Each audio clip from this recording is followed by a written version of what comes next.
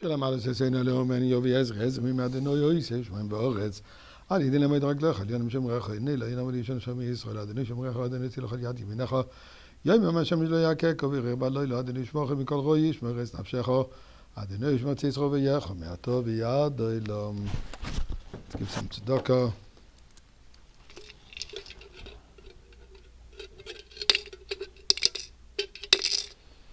And let us share Eid V'Torah. There's an expression that the Rabbeim used after Shavuos. Bist schon herab vom Berg? Did you come down from the mountain? Or as maybe in modern terminology today would be, are you smelling the coffee? What does it mean? So we find an interesting halach in Shulchan Aruch that till the 12th day of the month of Sivan, which means 5 days after Shavuos, we don't say Tachanun. Because these days are still added on to the service, to the reality, to the yontiv of Shavuos. But it's much more than this. It's not just about not saying Tachanun. Really, the coming down from the mountain means, have we internalized? For that matter, are we not carrying out this which we are supposed to carry out after receiving the Torah? And are we living the experience of Mount Sinai, not the way it was just on when we stood at the mountain, but now that we're here? And let me explain what I mean. Of the amazing experiences of the revelation of Sinai, of the Ten Commandments, the Pasuk says there was also a very dramatic environment. It was a great light show, so to say. Pasuk says,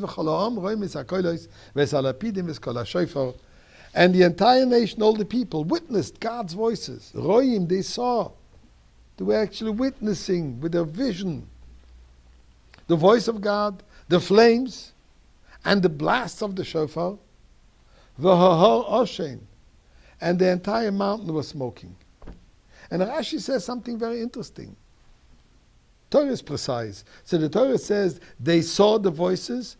Indeed, they saw the voices. There's a lengthy discussion in the Talmud between the opinion of Rabbi Akiva, Rabbi Shmuel. I'm not going to go into details, but the point is that the Torah says clearly they actually saw those voices. Where Rabbi Akiva says it went further than this. Not only did they see the voices, but they heard the lightning. The term which Rashi brings, Roin es hanishma v'shoimim es hanira. They saw this which usually is heard, and they heard this which usually is seen. The moment of standing at Mount Sinai, the experience of Mount Sinai was that it certainly saw the reality as it is. What is real?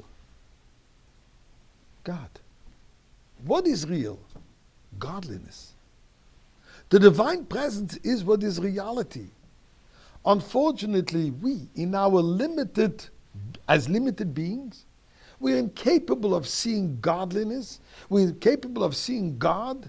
We're incapable of being spiritual existence. We see the here, the now, the mundane, the physical, the tangible, the gashmius, as we call it, the physicality of the world. The spiritual dimension of the world we don't see. But that was not true on Mount Sinai. On Mount Sinai they actually saw, as Coca-Cola would say, the real thing. What does it mean? Godliness. To the point that the physicality of the world to them was foreign. They only heard about it as an idea, something, a distant hearing.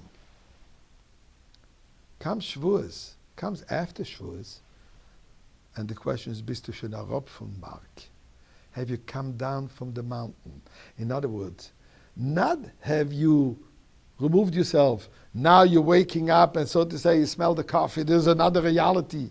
No, our task now is after Shavuos, that this experience we had, a momentary experience, should become real in our life. for us to understand reality, the real thing is godliness. And our task is to transform, to allow, permeate this physical world with the Dvar Hashem, the Word of God, with the teachings of God, with God's presence. Yes, we do a mitzvah. What are we saying? God is present.